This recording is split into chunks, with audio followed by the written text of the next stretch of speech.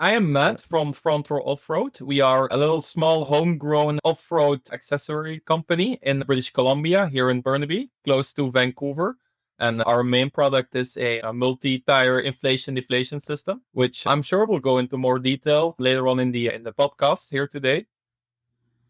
And I'm your host, Wes. Trisha, it is a blast to see you. I haven't seen you in a couple of weeks, so. I know, likewise. Hello, everyone. I'm Trisha, your other co-host. Really looking forward to talking with you, Matt, about your inflation-deflation system. But before we hop into it, I do want to mention to our listeners to check us out on YouTube. All our podcast episodes are going up on YouTube as a static display, but I know a lot of people enjoy listening to YouTube while they're at work and stuff like that. By all means, check us out at YouTube, 4x4 Canada Podcast. We also do have some product review videos coming up pretty quick up on there. And of course, we're going to be showcasing Matt's wonderful product there as well, too. So that's pretty keep cool. an eye on YouTube and keep an eye on Instagram at 4x4 Canada Podcast and Facebook as well. But Instagram is our big thing for us as well, too. So if you guys haven't heard it, flip back to last week's episode with the guys from MC Ranch Overland. And they make the original fire reflector as well as a few other products. And we talked about their products, but we also talked a lot about scotch and whiskey, and we talked a lot about campfires and the whole overlanding world. And it was actually a really fun conversation. And yeah, we did talk a little bit about their product, but it was quite interesting on all those little side tangents we got onto. So check out last week with MC Ranch Overland. Great group of guys there with the original fire reflector and the other products. But tonight we are here to talk with Matt from Front Row Off-Road. How you doing tonight, Matt? Pretty good. As I said earlier, it's been a busy day, but I'm glad to be here with you guys. So yeah, looking forward. I know you guys had a busy day as well. So yeah, thanks for having me. Not a problem. I've been looking forward to this for a bit. It's Trisha and I were talking off air that airing down is one of the biggest pain in the asses, and airing up as well. It is, right? And it's one of the best. It's one of the best, easiest, cheapest things you can do to improve your ride and increase safety. Yep. So it's a thing, but we all postpone it more than we like to admit. We're too lazy to actually do it. What we know we should. And then when we do it, we go from 45 or 50 psi to 20 psi. Oh, it's a dream. It's so nice. Yeah, it's funny. We were talking about it at work, and one of your inflators kits came into my work there, and we're looking at it, and some of the guys are like, yeah. And even myself, I'm like, I'm just too lazy half the time just because it's a pain in the butt, airing down and airing up. And as Trisha mentioned earlier, it's getting up and getting down. And when you're an old fat guy like me, it makes it even worse, right? Not some young thing like Trisha, right? Yeah, but those knees, I'm like, oh God, I'm getting old. Knees are going to give out any second. So, Matt, obviously, you've got a bit of an accent. Where are you from originally? So I'm originally from Europe, from Belgium, actually. Okay, yeah, small little country in Western Europe. So I've been in Canada now we're coming up 6 years thereabout. Yeah, nice. Mm-hmm. That's a big jump. Belgium is a little bit of a different country from Canada. Mm-hmm. It certainly is. The culture, it's very likely, I will say. Yeah, it's similar, let's say, but it's definitely different. For me, it's been a journey of passion for me personally. Like, I never planned staying in Canada. I really didn't. I came here and I traveled 6 years ago or whatever. I came here to travel with a good friend of mine. I just fell in love with the country. I never planned on staying here. I traveled all around the West Coast in our little Chevy 150 with a truck camper on the back. And then I originally ended up in the Yukon in the winter, which I loved. And I was going to stay in the Yukon, but then in my industry, the work that I do, there was less value for me to add in the Yukon, so I ended up closer to the mainland, closer to Vancouver. But yeah, I fell in love with the country. I fell in love mainly with the backcountry, the nature, the mountains. That's honestly it. Yeah. I never expected to stay here. It's been a great journey so far. And that's the thing. I think people in this industry realize it more than most people interested in this space. but the wealth of access to backcountry, to nature, the 4x4 access that we have here, it is mind-blowing. It is amazing. It truly is. I believe it's one of the best, most open spots in the world, probably, backcountry access-wise.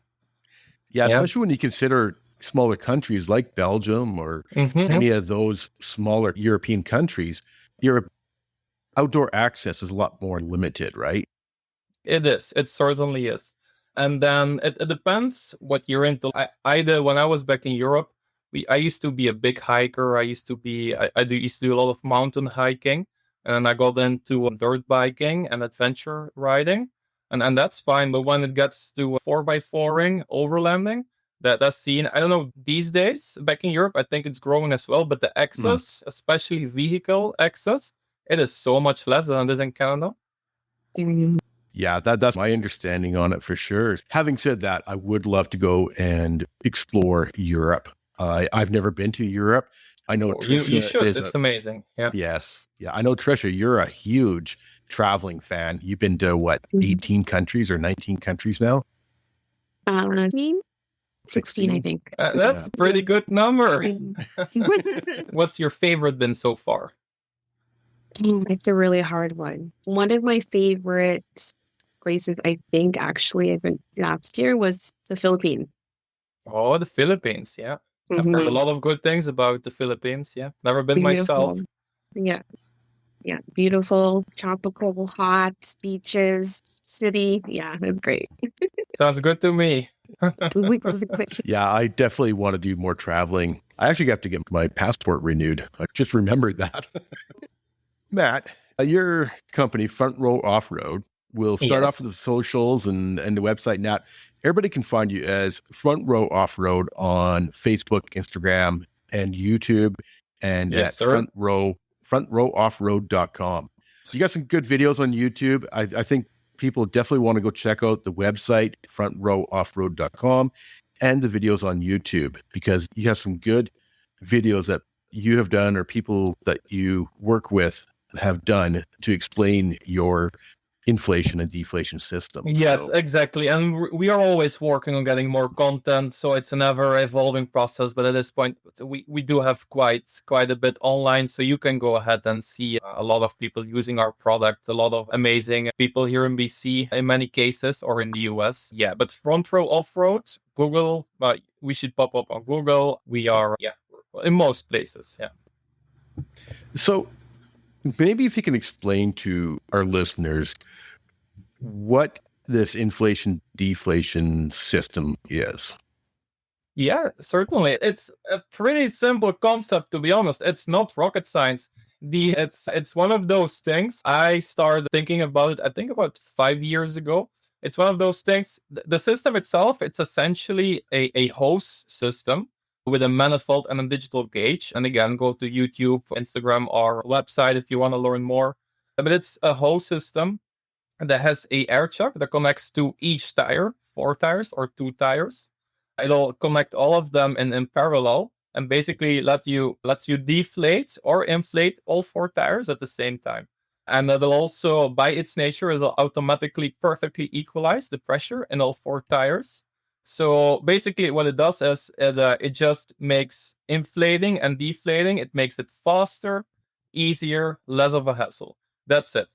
It's a bit of a luxury product. You don't technically need it, but it is great. It's one of those things once you start using it, most people won't go back, I don't think. But yeah, pretty simple concept. It was something me and my buddies, we just organically came up with it. And then we went online and then we discovered like this. People have been making these for like decades at this point. We saw some people in the 80s making these homemade DIY. So we started making them. And then at that point, I figured out that if we scale this a bit, if I can up my production, I could make a really cool product. I started doing a little bit of market research, and at that point, 3-4 years ago, there were not many people doing them. 1 or 2 companies in the US that I was aware of. I figured we could make a better one, for one, and then secondarily, I was also in our industry, off-road overland. still predominantly a lot is happening in the States, in USA. And I just love the idea of bringing a little bit of manufacturing, a little bit of business back to Canada and try to make some things happen in Canada. Why not, right? We can make things here. It doesn't all need to come from the US. That's one of the reasons that we started this podcast, is to showcase Canadian companies to Canadians, right? No matter what the product in the 4x4 world is, there's bound to be somebody in the States making it, but there's so many Canadian companies and manufacturers that a lot of the even Canadian people don't realize. Small companies like yourself, or just last week we're with MC Ranch Overland. They have the fire reflector, and I'm familiar with them. Yeah. OK Expedition. They've got the skid plates and stuff like that. So there's a lot of really great Canadian companies, and that's one of the reasons that we did start this podcast, was to showcase. Yeah, and that's why I personally love your initiative, your podcast, because it is so cool bringing this community together. Yeah, doing our thing, growing as Canadian people, making some cool stuff happen here. It doesn't always need to be in the States. We can do a lot here, and we can often do it better. Yeah. Now, Tricia, you've used a similar system, one of the American ones, made ones before. I have, yeah. Maybe you can run through to our listeners, I guess, sort of the process and how it makes your life easier on your old woman knees. My old woman knees. Oh my gosh. Yes. When I go wheeling, there's a lot of rocks. I do a lot of rock climbing. So I do air down. And one thing most people in the forward group community would air down, and you're lowering your PSIs, you want that grip, you want that cushion. So every time hitting your trailhead, and then you got to get down those knees and you got to air down. Either you're using a handheld device. I think I used a Smitty built, and it just has like a little odometer on the top, has a cable, connects to your tire inflator, and then you're airing down. I would say that takes roughly 20 minutes to do, maybe on a good day. And then you're wheeling. And then at the end of your trail, you got to air those babies up. One, you need air compressor. 2, if you don't have air compressor, how are you doing that? Either I'm hitting a gas station that's local, that's close by to the trailhead. Okay, I'm running low tires, low PSI, risking driving pavement to go to gas station airing up, or 2, using someone else's air compressor airing up. When you're in a group, and let's say you're sharing that air compressor, you could be there for another hour. And that's another hour added to your time driving home and at the end of your day. Using a forward tire inflator system, when you can put all those cables to all 4 tires and air up within 2 minutes to 3 minutes, that's amazing. It's a godsend. It's life-changing. So doing that, deflating and airing up, it's just time saving. Totally worth it. And I have a friend in my group that has one, and it's just been a game changer wheeling with that, using that this season. Yeah, especially if you are sharing a compressor or something like that. Trisha is absolutely right. And I'll add, it's also, if you use one of the 4-way systems, it is also so satisfying if you have a newer vehicle where you have the PSI on your dash, so satisfying to see 4 the same numbers. I don't know about you guys, but that is really satisfying to me. And and to come back to your point, what I would say to the listeners, like, there are multiple companies offering this, and as Trisha said, she used one of the US ones. I don't know which one, but if you looking to get one of those systems, those US systems, they're actually pretty good. I'm not against recommending them. Really, it's the cheaper Chinese ones that you want to be wary about. But if you got a high quality kit, you can go wrong. It goes back to earlier, we were talking about by Canadian, made in Canada, and if not only that, I'll sit here and defend this point. I genuinely think we have the best one on the market, and I can go into detail. But again, can't go wrong with any of the US ones either. And I'll add to that too, Matt, what you said about looking on the dash. and watching and going back and forth till the tires and getting that setting where you want to hit all 4 tires the same is really difficult. So you're having really difficult and frustrating, especially if you're in terrain, you're in the rain, and then if a trail day, you're tired, you just want to go. Having your system where, hey, you can hook it up, you can hit set, and then you're going, and you know you're going to get your PSI you want in 2-3 minutes. Yep. So basically, it is a hose line, or basically a hose going to each tire, and you have for lack of better terms, a chuck that goes onto each valve stem. Yes, and sir. Lines, Yes. Yeah, those lines come back to basically a valve body, or A manifold. We call it a manifold. Yeah. Yeah, it comes back to a manifold where you have the gauge, which is your pressure for all 4 tires, and just on the other side of that manifold is another fitting where you have basically a manual valve to... Yeah, and that is that fitting, which is a standard North American quick connect, a male one. Think any air tool in your shop or your garage, any air tool will have the same fitting. This is where the air comes in or out. So if you're deflating, you wouldn't connect anything in most scenarios, and you'll just open the valve, let the air out, or you hook up your compressor, which depending on the compressor, you might need an adapter. We sell adapters for every possible unit on the market. Yeah, so that is how it works. So that's correct. Yeah. So that's the one thing. If you do have, say, like a little portable Viair or a Spinny-Built or whatever compressor, you will need to also get that adapter to go from that to this, what I would call an M style or whatever you style connector. Yeah, a Milton style, correct. You're correct. Yeah, exactly. Then that is true. And it'll depend if you have the middle to the upper class, I'll say. Oftentimes they'll just plug in directly. But yeah, we have adapters for the smaller ones. And by the way, this or any question, just send us an email, go on our website, ask us anything, inquiries. We'll always help you out. You have any questions, we'll work with you, your rig, your system, your compressor. We always help people, whether you're a customer or not. So feel free to reach out. But the first thing people often is my compressor strong enough, because they think 4 tires, that is a big load to handle. But actually, it'll depends on your tires, on your wheels, on your compressor, right? But if you are able with your compressor to air up 4 tires one by one in direct succession, then that means the compressor is strong enough for the 4 tire kit as well. So if you can do one by one in succession and the compressor doesn't overheat, that means you can use a 4 tire kit. And actually, using a 4 tire kit will be lighter on the compressor. Why? Because of back pressure.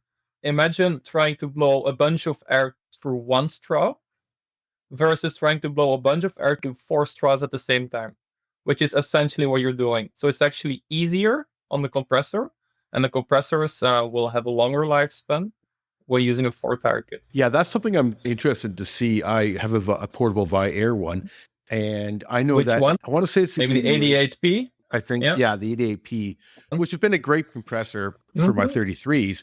But I know at the end of the last tire is hot, and I don't even bother putting it back into the package or into the bag because it is so hot, and I don't want it to cool down before I put it into this nylon bag. So I'm really curious as to, I understand your concept and I agree with you, and I'm really curious to see how much cooler it is at the end of doing up the 4 tires. Yeah. So when it comes to compressors, and this is we've been looking to bring our own compressor to the market. We haven't so far, but I've been in a lot of factories and talked to a lot of compressor designers and manufacturers. The problem is small compressors, they will get hot. They will always get hot. And it's due to 2 reasons.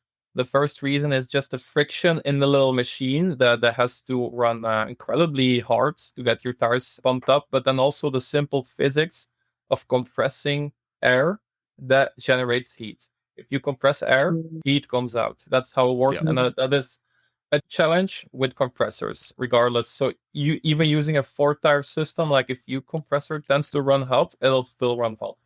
Yeah. Okay. It Fair enough. might be a little bit. It might be a little bit better, but yeah, That's fair enough. That makes sense. Yeah. That for sure. It is something I do want to do an upgrade and Yeah. permanently mount, whether I go to a dual A or B or something like that and mount it in permanently, because that also is part of the process that I don't like, is taking out the compressor and hooking it up and all that. Never mind the actual getting down and playing with the valve stems and stuff like that. That is one of the upgrades I am looking at doing, hopefully in the next 6 months or so, go something permanently mounted. Thing that I had a couple questions. I do have your unit here, and Matt, you have really nice big hose.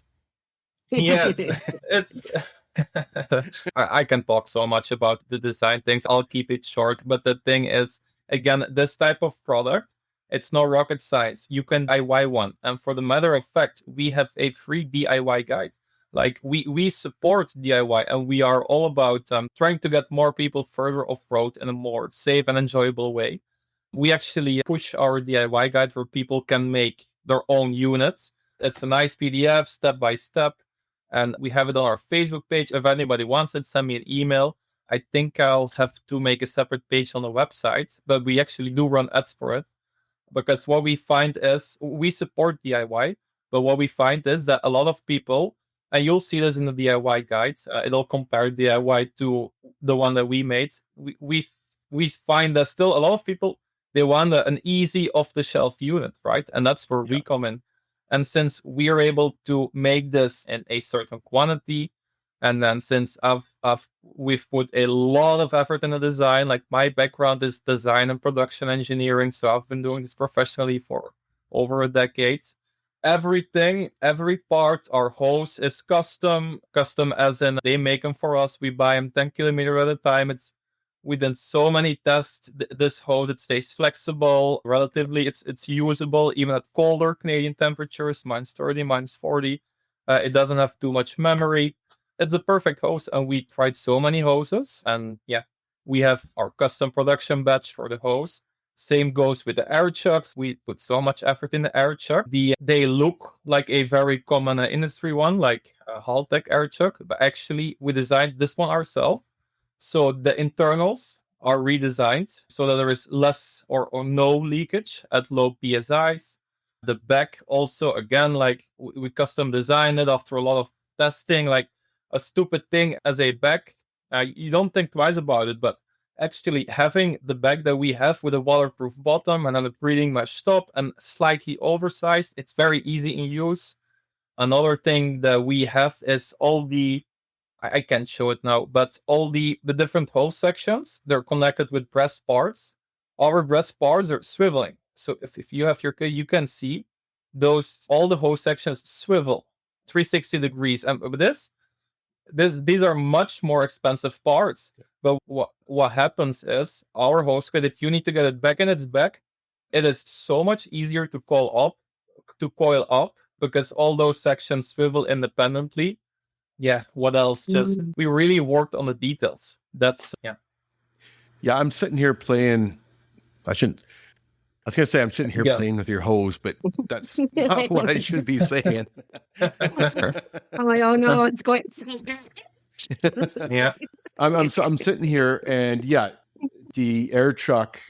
See, that's going to make it a little easier because everybody has different rims and they have different offsets on the rims and that, right?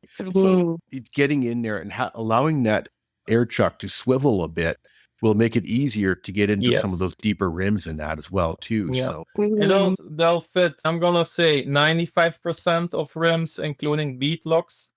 It might be higher than 95%. You'll find the off rim that doesn't fit. Again, we have a general 60-day no question asked money back guarantee. But in any case, if you send us an email, we'll work with you. If anything doesn't work, we'll see if we can make something custom to help you, or we'll just refund you. Yeah, works. This chuck has proven itself to work with nearly all rims and tires. Well, I like that because I do run like a deeper how you say it. My rims are like a deep dish rim. So to get in there, I really have to put my whole hand to get through into my stem. So having that 360 movement, which I notice on the American brand, it doesn't do that. I'm just gonna say that straight up. Nobody has this as of yet, Yeah. at least. It's one of those things that sets us apart. Mm. Does it fundamentally change the usability of the product? Not really, but it makes it all those details. It just makes it a It little bit makes it better. easier. Yeah, because then you can Mhm. you can set it. Like, it was a little bit difficult because I have to really go with stick it on, and then Yeah, it it'll actually looks fight you. stronger. It'll So fight for you. that to have the ability, It's that's awesome. and then getting the thing packed up again, like compared to coiling up a garden hose, like it is annoying. But having those swiveling couplers that we have, it makes it considerably more easy. Yeah, definitely make sure. I'm really looking forward to, most of our listeners will know that I don't like Me too. snow wheeling. I'm not a huge fan of snow wheeling, but I've got some friends that love the snow wheeling, and they're running the 40s, the 54s, and the the 60s and stuff like that.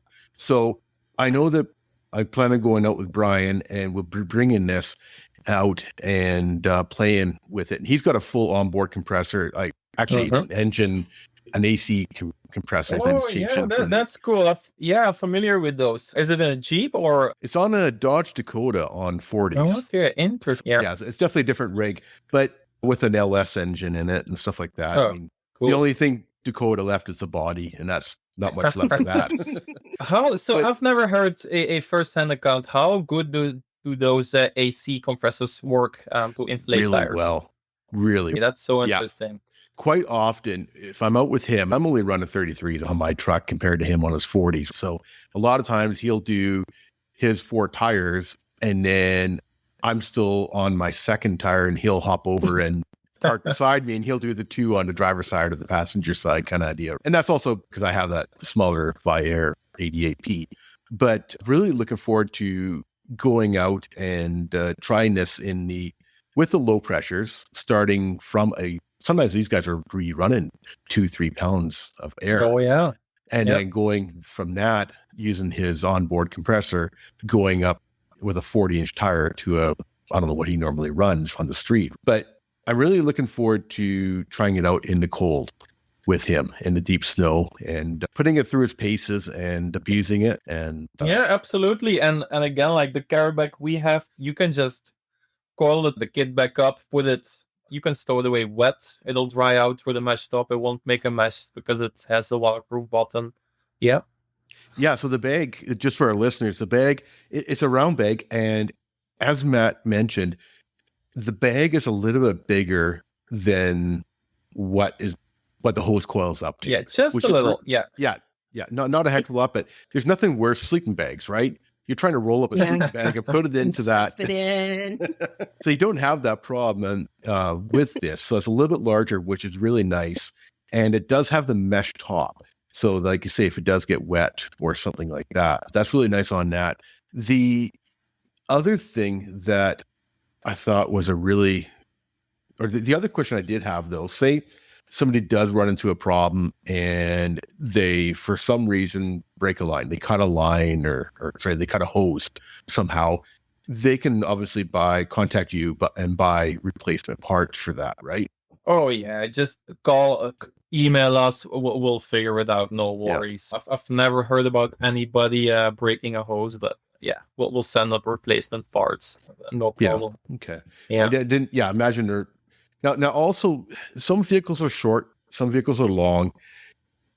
The kit that you have, say that 4-tire inflation kit, that fits the average style vehicle, right? Yeah, so that is another point, actually, like a conscious design point that we made early on. We decided so our kit is pretty big. It goes all the way up to 170 inch. So that is extended sprinter van. So we just have one size, okay? A lot of the other companies will have different sizes, but we have one size fits all. We figured it's easier for people. Yeah, so you buy our kit, your buddy has a 350 or something, and then they can use it as well. So up to 170 inch wheelbase that is, it'll fit nearly everything.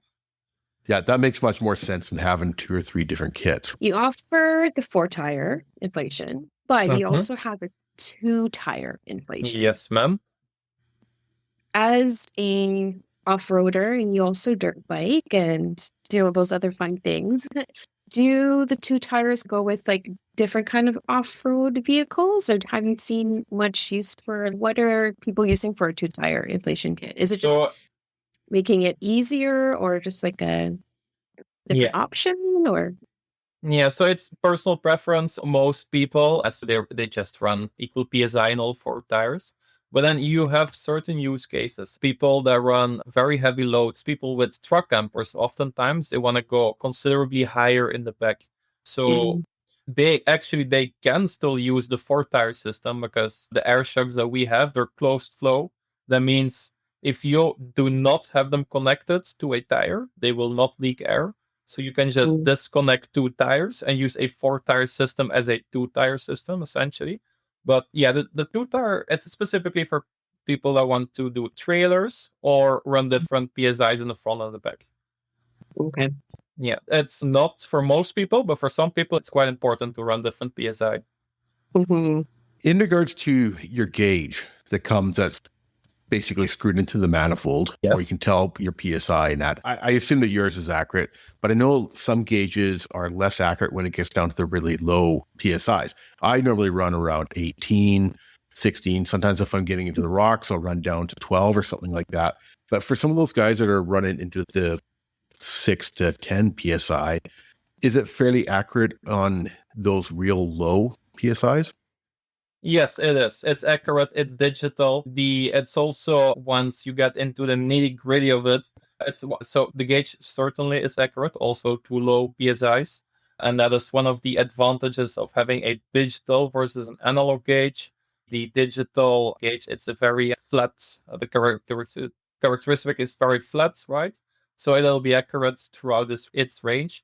Not so much for analog gauges for the most part. And then when it comes to measuring PSI, it's one of those things, it's easy at first, but then if you get into it, it gets a little bit more complicated because, especially here in BC, we have mountains.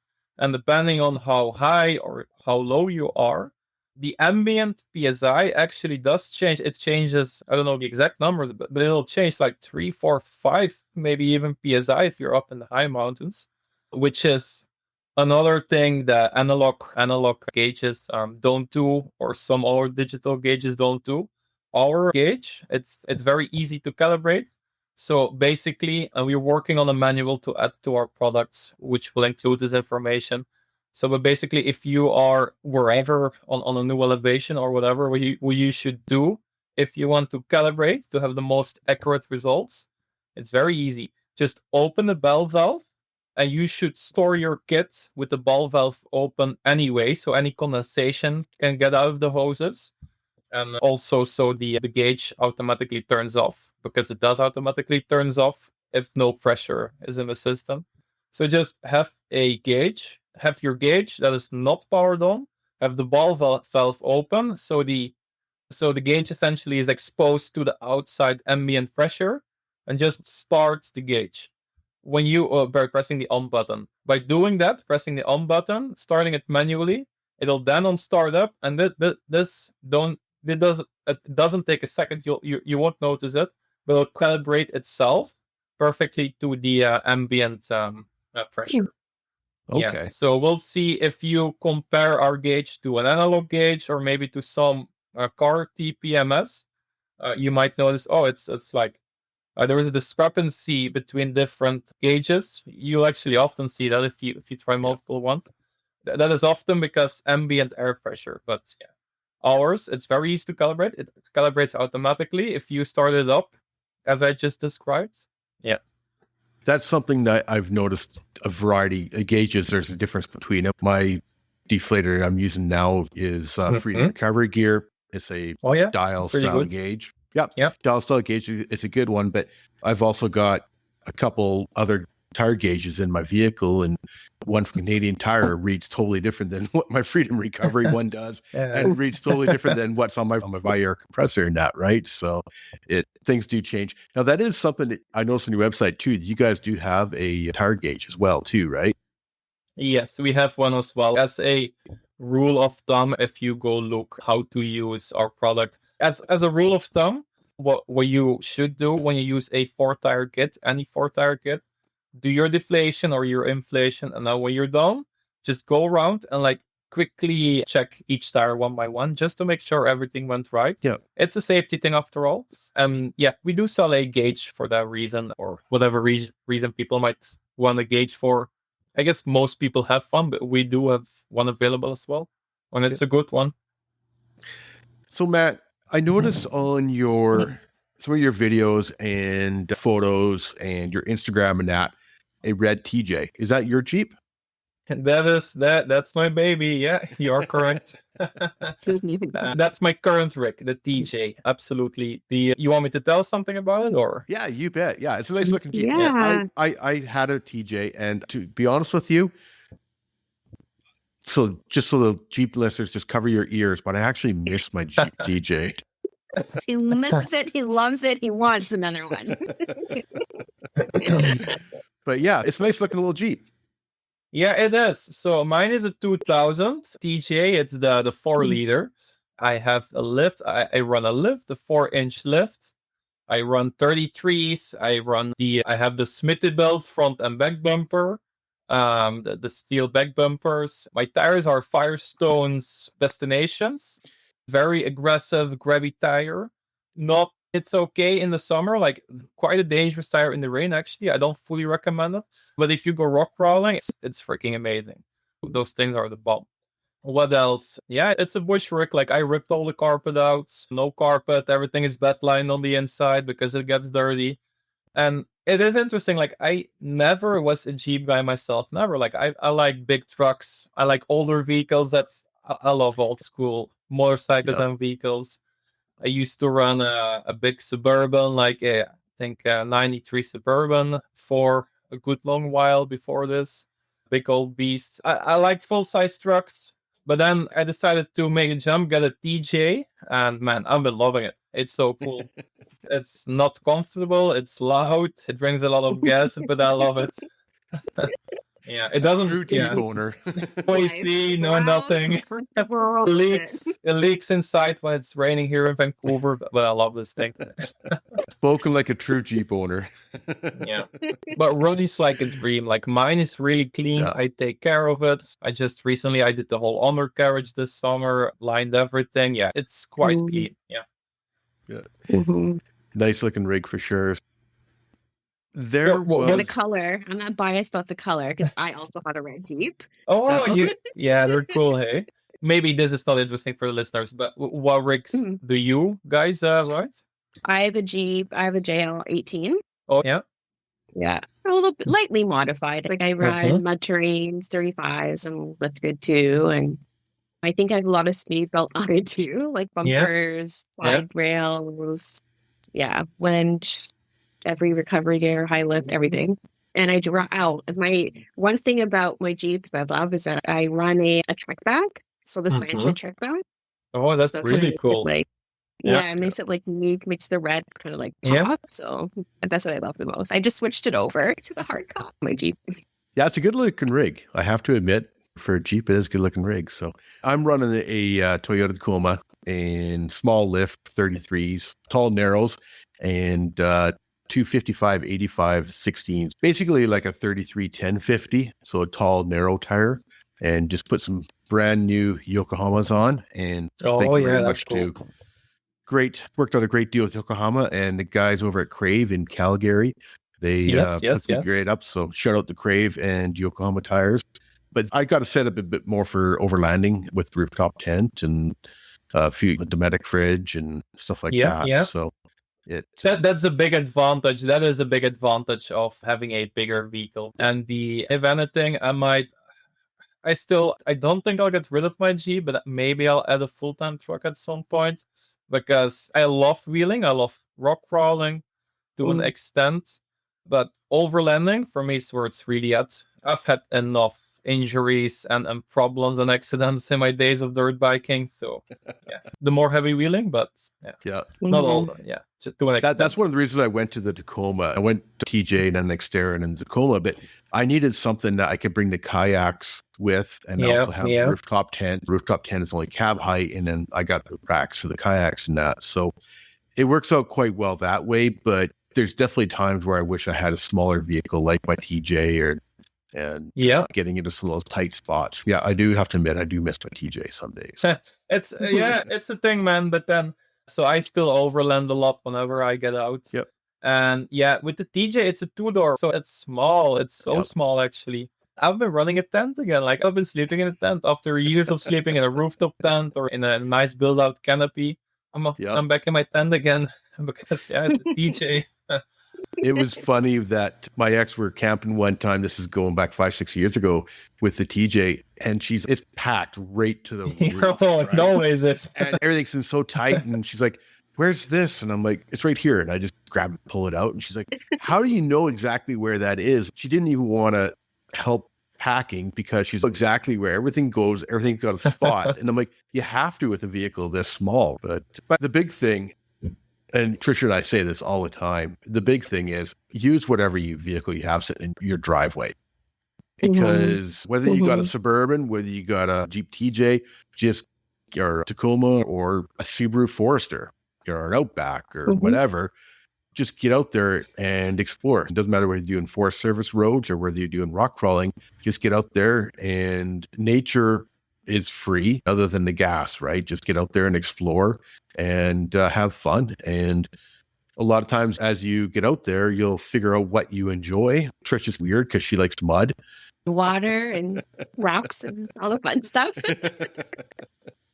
But you might find out that you enjoy doing the mud, or you might enjoy just doing Forest Service roads or mountaintops or stuff like that. So I agree with that so much, because I'm sure, I don't know, but I'm sure you guys also probably get a kick out of doing this real big off-road remote, go 50, 100, 200 kilometers on in the bush, God knows where. But you don't have to. There are so much beautiful camp spots just like a kilometer or whatever from the roads. Yeah. Yeah, I'm probably going out camping tomorrow night and after work, and I've got a spot about 15 minutes from my house, right? So really, you always have to have. Is it on the Thompson River? Maybe you don't want to say. No, it's not. It's just off of the highway to Merritt. So now you mentioned earlier that off air that you were just up my area camping last weekend fishing. Yeah, I was just on the Thompson River. Maybe you actually might know. This, you said the steelhead or the Thompson River is a class 2 river, right? So it has steelhead, but it's catch and release, and you need a special license, which we had. And we know we're late for steelhead, but anyway, we had time, and we were at the Juniper Beach campground. Right. Does that ring a bell? Yep. Yeah, you're not far away. Yep. No, it was not far away. My buddies were out with the RV, so I actually slept in the RV, so we didn't want to go too crazily remote. Yep. The original plan was to take the RV from Kamloops all the way to Squamish and do a couple more spots. But which they're still in the RV, they'll go for another 7 days, I think. But as long as I was there, we just stayed at the Thompson River because it was so beautiful, not a lot of people, great fishing. Amazing mountains. We went up in the mountains a bunch, beautiful deserty area. Yeah, Juniper Beach Provincial Park's a nice little park. It gets busy in the summertime, obviously. I'm sure it does. Fall time is just perfect to go out camping. Nobody's there. Yeah. So same with me. I did go out camping on Saturday night, and just outside of town here at a place called Lac Lejeune. And during the summer, you have to book 3 months ahead at this provincial park. I walked in, and there's like me and maybe 3 other campers there. We had some snow and stuff like that, so it wasn't bad. There wasn't a lot of people out, but the fall time is my big thing. Our listeners probably heard I made a goal to camp 30 nights this year, and that's a good goal. And at least once every month. And so I've got basically tomorrow night will be night number 27. And you're getting there. You're getting up there. That's good. Congratulations. I had a rough August with my brother went missing and stuff like that. So August was a total write-off for me for camping and exploring. That's what I was planning on getting a whole bunch of camping and that in, right? But so I've really been pushing it in the fall to get out there and go camping and enjoying it. Yeah. I love to hear that. I love to hear that. To be completely honest, we actually had a pretty good August for camping. Yeah. But I don't know about you guys. Are you guys much into fall, spring, and winter camping? Mhm. Yeah, me Yeah, too. I'm Yeah. definitely a fall camper. I wasn't into a winter camper until I got the diesel heater. Yes. And once I got the diesel heater, I'm like, okay, I'm going to make a goal of camping at least once every month. So I did January and February and March and all that. So that was my first time camping in the winter time. And it worked out pretty good. We had a pretty mild winter anyways, but it was just a nice to set a goal like that. I think just to push myself to get out there. Because to be honest with you, if I didn't have that goal, I probably wouldn't go camping tomorrow night. And it's an amazing goal. It's one of those things I live by, and I'll always say it. And it sounds so stupid and easy, but it's this idea: if you want to live a cool life, if you want to have a cool life, and a cool, interesting life, you need to do cool, interesting things. Which sounds ridiculous, but there's a lot of wisdom in that. If you want to have this life and these experiences, you need to go out and do them. Yep. Yeah. Because it doesn't automatically happen. No, it doesn't. Yep. One of the ideas I got from my brother that led me to these setting camping goals is a few years ago, he set a goal to see 50 waterfalls in a year. Oh, wow. Which when you think about it, that's a lot, but some of them you can hit 2 or 3 a day if you're in the right areas and stuff like that. But they actually planned their vacation around doing that. They did not have a big 4x4 vehicle, so they couldn't go into some of the alpine areas and that. So they're like, okay, let's do something easier. And so they planned their vacation around hitting some of these waterfalls. And so that's another option for people, set a goal to hit 30 waterfalls for the year or 40 waterfalls for the year. And it just gives you that inspiration to get out a little bit more, right? Yeah, I love that. I love that concept. That's so good. And don't write off half of the year, right? It's not for everybody. I understand that, but there is so much great winter camping to do. Like I'm a big winter camper. I love it. I'll go winter camping in my tent, just in the cold. Some of my buddies. And the main thing that we run in the winter, we have this big tipi, like one of those collapsible little stove tents. Yep. Go out there, go camp next to a lake and find a buddy with a snowmobile, rather than owning one actually. And you're all set. You're all set. I love it. Yeah. No, I agree 100%. I'm definitely getting more used to the winter camping, but the big thing is being dressed properly. Oh yeah. That's the key to it. We had the folks from Wool Love on a while ago, and they do merino base layers. And great conversation with him because I didn't really understand a whole bunch about merino wool and how well it works for keeping you warm and stuff like that. And just do some good base layers and have a good outer layer where you won't get wet and you're laughing. Yes, absolutely. Yeah, you can 100%. And before I mentioned, before I came to BC, I actually had a little stint in the Yukon where I used to live, including during the entire winter. And I was actually living on a ranch, a pretty remote ranch. And at the time, I was working on the ranch as well in the cold, -40, -50 weeks at a time. Yeah, so I was taking care of about, they had 50, 60 horses. I was taking care of those. They were a huge plot of land. And interestingly enough, the colder it gets over there on the farm, a lot of the machinery stops working. It's -20, no worries. The tractor, the bulldozer, everything works. But it's -40, -50. The truck doesn't start. The tractor doesn't start. So you have to do everything by hand.